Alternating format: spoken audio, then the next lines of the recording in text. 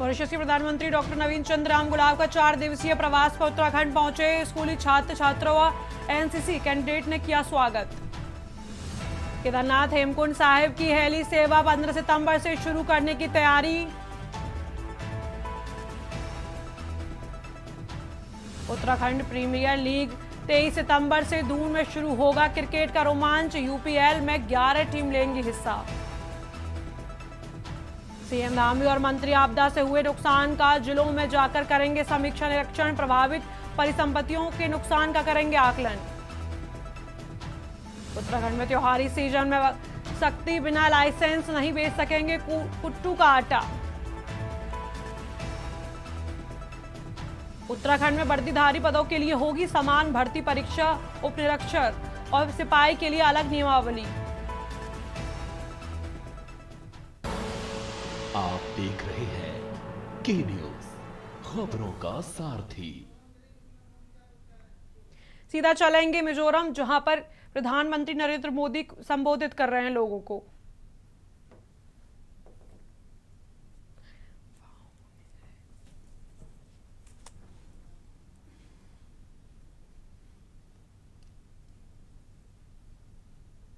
Exports.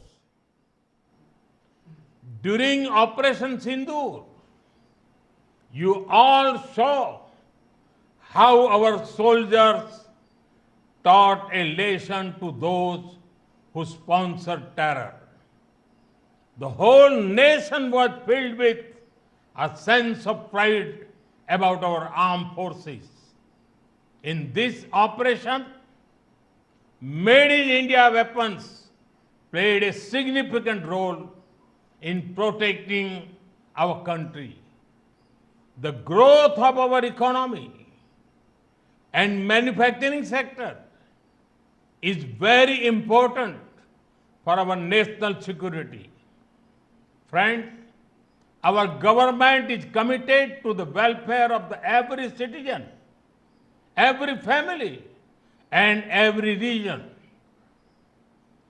It is through the empowerment of the people that a developed India will be built. In this journey, I am confident that the people of Mizoram will play a very important role. Once again, I extend my heartfelt congratulations to you all and welcome Aizawl to the railway map of India.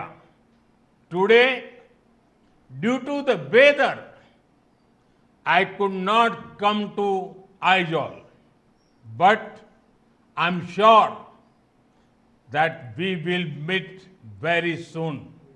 Thank you. Thanks a lot.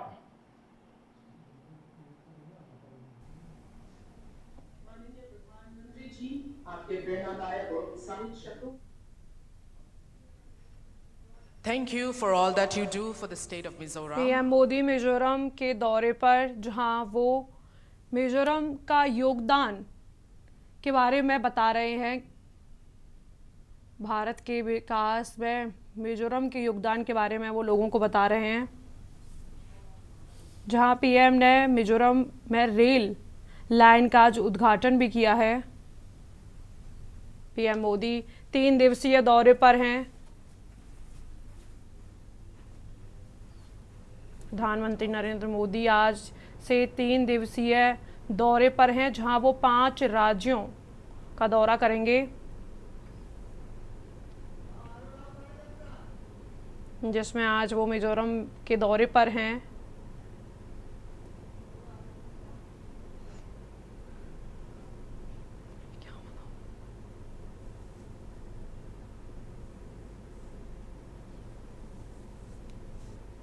जहां मिजोरम की पहाड़ियों पर पहली बार train, आपको बता दें कि PM ने रेल लाइन का उद्घाटन किया। बड़ी सौगात दी है मिजोरम को, अहम जानकारी।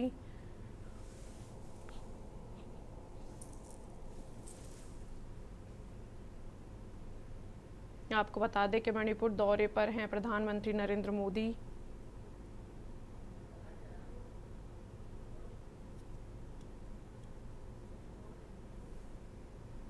खबर की ओर रुख करते हैं। आपको बता दें कि बीते कई दिनों में जनपद पौड़ी के चौवालटाल खाल विधानसभा क्षेत्र में पोखड़ा ब्लॉक में गुलदार का आतंक छाया है।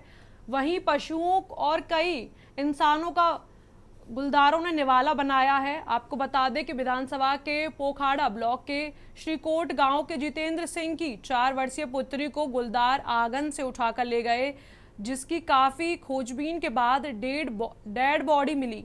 आपको बता दें कि स्थानीय समुदाय कार्यकर्ता पूर्व ब्लॉक प्रमुख सुरेंद्र रावत ने वन विभाग से इस आदमखोर गुलदार को मारने की मांग की।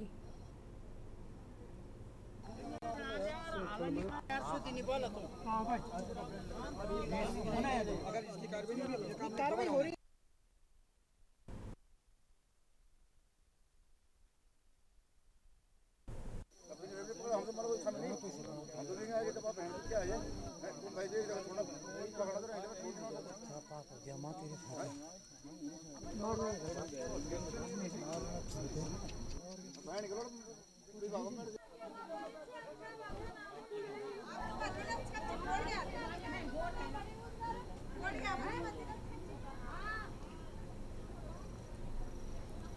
मड़ली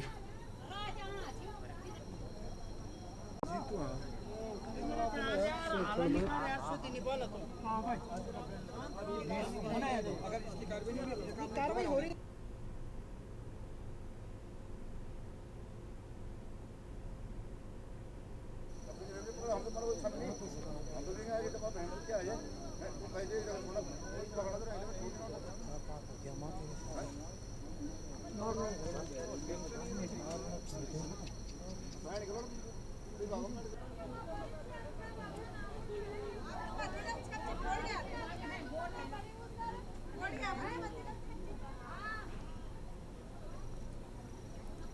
मड़ली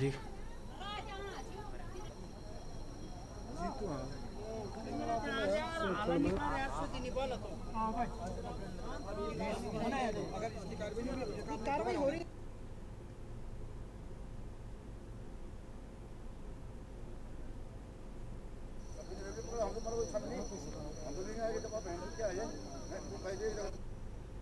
देहरादून से आपको अहम जानकारी बता रहे हैं। उत्तराखंड राज्य में अभी बिगड़ा रहेगा मौसम। आपको बता दें कि दून सहित राज्य में 6 जिलों में भारी बारिश का ऑरेंज अलर्ट। आपको बता दें कि देहरादून समेत कई जिलों में बारिश का ऑरेंज अलर्ट जारी। उत्तराखंड राज्य में अभी बिगड़ा रहेगा मौसम। अहम जानकारी आपको बता रहे हैं देहरादून से।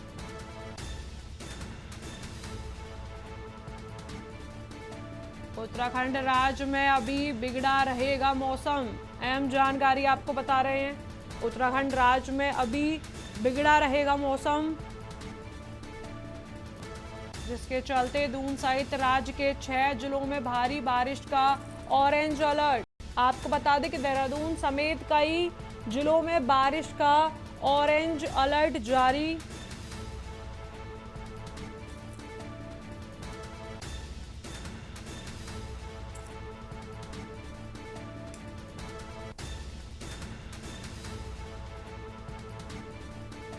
जानकारी आपको बता रहे हैं देहरादून से। देहरादून समेत कई जिलों में बारिश का ऑरेंज अलर्ट जारी। आपको बता दें कि उत्तराखंड राज्य में अभी बिगड़ा रहेगा मौसम। अहम जानकारी आपको बता रहे हैं देहरादून से। उत्तराखंड राज्य में अभी बिगड़ा रहेगा मौसम, जिसके चलते दून सहित राज्य के 6 जिलों में बारिश का ऑरेंज अलर्ट।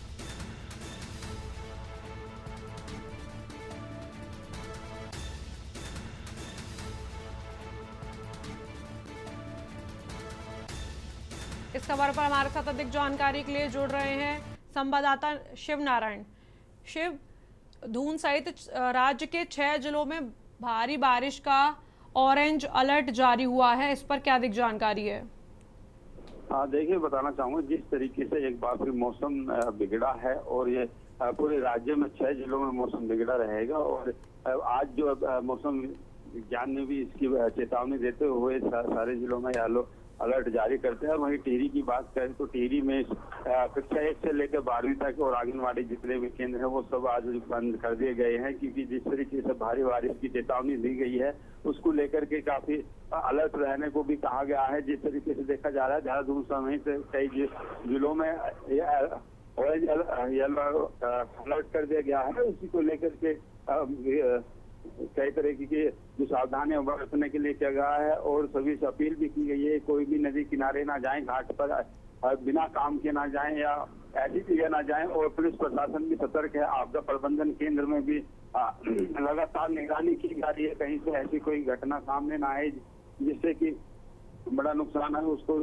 आपदा प्रबंधन केंद्र पूरी तरीके से तैयार है और लोकल प्रशासन और जो एनडीआरएफ है, एसडीआरएफ वो सब सचेत है और सतर्क हैं। जी शिवनारायण, मौसम के खराब रहने का कब तक का अनुमान लगाया जा रहा है? हाँ, मैं बताना चाहूंगा इसमें जो मौसम विभाग ने बताया है कि उसमें 18 सितंबर तक के लिए अभी इन्होंने जारी किया है कि 18 सितंबर तक मौसम बिगड़ने के आशंका है। जिस तरीके से देखा जा रहा है कि भारी बारिश लगातार हो रही है जब से मानसून शुरू हुआ है और अभी तक लगातार कई जगह ऐसी भारी बारिश की आपदा भी हुई है। और नदियों की बात करें तो नदियां भी अपने स्तर से जो उनके वार्निंग स्तर से ऊपर जा रही है और ऊपर से जितने भारी बारिश हो रही है उसमें भी सभी में ये एक मौसम विभाग की तरफ से अलग 18 सितंबर तक उन्होंने ये आशंका जताई है। जी बहुत बहुत शुक्रिया शिवनारायण, हमसे जुड़ने के लिए, हम जानकारी साझा करने के लिए। खबर हरिद्वार से है, जहां उत्तराखंड के पहाड़ी क्षेत्रों में भूस्खलन की समस्या लगातार बढ़ती जा रही है। आपको बता दें कि जिससे स्थानीय जनजीवन प्रभावित हो रहा है। राज्य सरकार इस गंभीर मुद्दे को लेकर जागरूक है और प्रशासन हर स्तर पर बचाव तथा राहत कार्यों में जुटा हुआ है। इस संदर्भ में रुड़की के IIT के वैज्ञानिकों ने भूस्खलन की वजह और रोकथाम के तरीकों पर महत्वपूर्ण जानकारी दी है। वैज्ञानिकों के अनुसार उत्तराखंड के पहाड़ काफी युवा हैं और प्राकृतिक रूप से अस्थिर स्थिति में है, इसीलिए बारिश, भूकंप और मानव गतिविधियों के कारण मिट्टी का बड़े पैमाने पर खिसकना सामान्य है।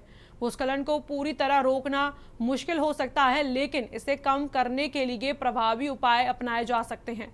पहाड़ों की ढलानों पर रोक, boulder, cement slope, grass covering और उचित ड्रेनेज सिस्टम का निर्माण किया जाना चाहिए ताकि मिट्टी का क्षरण रोका जा सके। साथ ही जंगलों की कटाई पर रोक लगाना अत्यंत आवश्यक है, क्योंकि पेड़ मिट्टी को स्थिर बनाते हैं। आपको बता दें कि उन्होंने कहा कि संवेदनशील और भूस्खलन प्रवण इलाकों में निर्माण कार्यों पर कड़ी पाबंदियां लगानी चाहिए।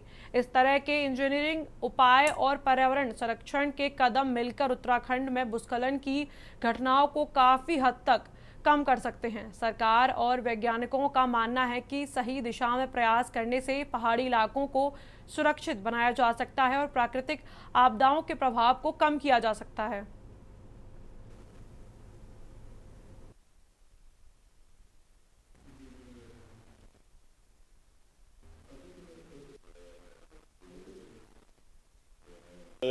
अगर देखा जाए तो हमारे हिमालयाज में जो रॉक्स है या पहाड़ है वो बहुत यंग है और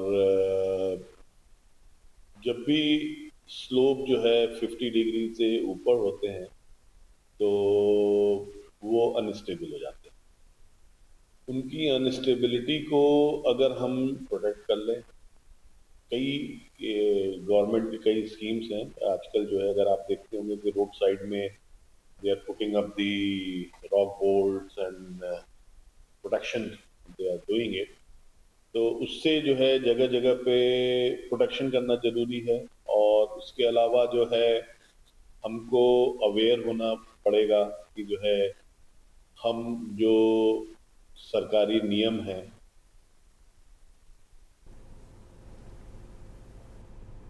देहरादून से खबर है कि राज्य के कृषि एवं उद्यान मंत्री गणेश जोशी ने विभागीय अधिकारियों के साथ एक महत्वपूर्ण बैठक की। बैठक में उन्होंने उत्तरकाशी जिले के सी ग्रेड फसलों के काटान लगाने के कार्य को 3 दिनों के भीतर पूरा करने के निर्देश दिए। आपको बता दें कि साथ ही धराली क्षेत्र के किसानों को एप्पल मिशन के तहत राहत प्रदान करने पर भी जोर दिया।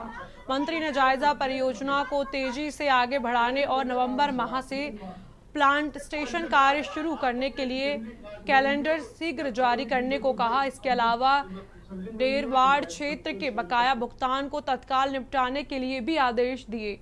आपको बता दें कि बैठक के दौरान सहायक कृषि अधिकारियों के वेतन विसंगति की भी चर्चा हुई। मंत्री गणेश जोशी ने बताया कि ग्रेड 2, ग्रेड 3 अधिकारियों की तैनाती में पहाड़ी और मैदानी क्षेत्रों की बाध्यता को खत्म करने का प्रस्ताव शासन को भेजा जाएगा। इसके साथ ही विभाग में रिक्त पड़े 400 से अधिक मौली पदों की भर्ती 30 सितंबर तक पूरी करने के निर्देश भी दिए गए। बैठक में कृषि सचिव SN पांडे, महानिदेशक रणवीर सिंह चौहान सहित अन्य विभागीय अधिकारी मौजूद रहे। आपको बता दें कि इस बैठक से प्रदेश के किसानों को जल्द ही राहत मिलने की उम्मीद जताई जा रही है, जिससे कृषि कार्यों में तेजी आएगी और किसानों की समस्याओं का समाधान होगा। कृषि मंत्री ने निर्देशों के बाद राज्य में कृषि विकास की प्रक्रिया को मजबूत होगी और किसानों को बेहतर सुविधाएं मिल सकेंगी।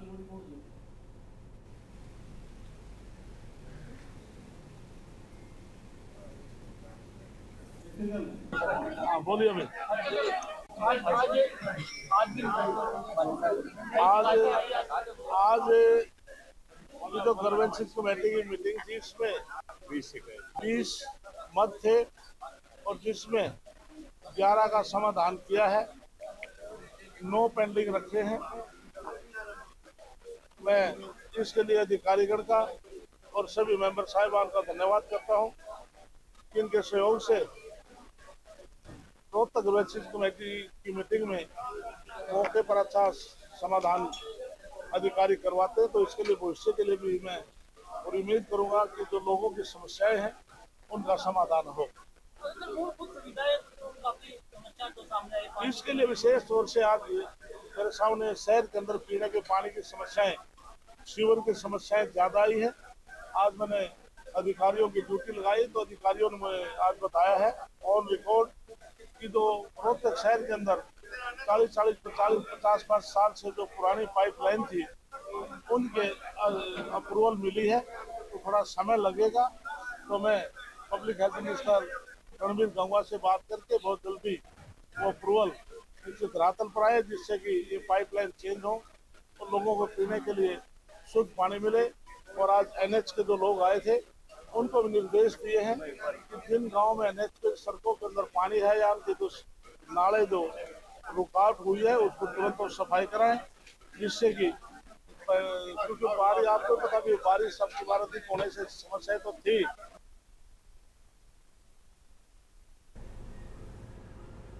खबर देहरादून से है, जहां प्रदेश में 17 सितंबर से 2 अक्टूबर तक स्वास्थ्य सेवा पखवाड़ा मनाया जाएगा।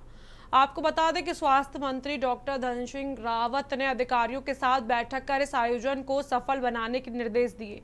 इस दौरान कम से कम 1 लाख लोगों तक निःशुल्क स्वास्थ्य सेवाएं पहुंचाने का लक्ष्य रखा गया। आपको बता दें कि स्वास्थ्य सेवा पखवाड़े के तहत विशेषज्ञ स्वास्थ्य जांच शिविर, रक्तदान शिविर, स्वच्छता अभियान, एक पेड़ मां के नाम अभियान और विभिन्न प्रदर्शनियां आयोजित की जाएंगी। 17 सितंबर को देहरादून के पटेल नगर मेडिकल कॉलेज परिसर में राज्य स्तरीय कार्यक्रम आयोजित किया जाएगा। आपको बता दें कि जिसमें मुख्यमंत्री, मंत्री, सांसद और विधायक सहित कई गणमान्य लोग शामिल होंगे। मुख्य चिकित्सा अधिकारी ने बताया कि प्रदेश में मसूरी, ऋषिकेश, डोईवाला, विकासनगर, सहसपुर, सैया, चकराता जैसे विभिन्न ब्लॉकों में बहुउद्देशीय स्वास्थ्य शिविर लगाए जाएंगे। इस शिविरों में सामान्य OPD, मातृत्व और शिशु स्वास्थ्य सेवा, टीबी स्क्रीनिंग, टीकाकरण, निःशुल्क औषधि वितरण, विशेषज्ञ OPD, रक्तदान शिविर और रक्त कोष पंजीकरण जैसी महत्वपूर्ण सेवाएं उपलब्ध होंगी। इस स्वास्थ्य सेवा पखवाड़े का उद्देश्य प्रदेश के दूर दराज इलाकों तक स्वास्थ्य सेवाओं को पहुंचाना होगा और जनता के बीच स्वास्थ्य के प्रति जागरूकता बढ़ाना होगा। इस पहल से राज्य में स्वास्थ्य सेवाओं की गुणवत्ता और पहुंच दोनों में सुधार की उम्मीद है।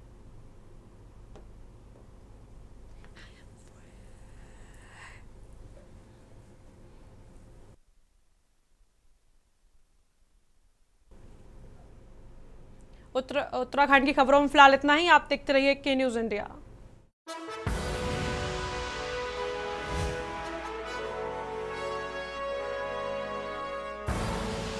आप देख रहे हैं के न्यूज़, खबरों का सारथी।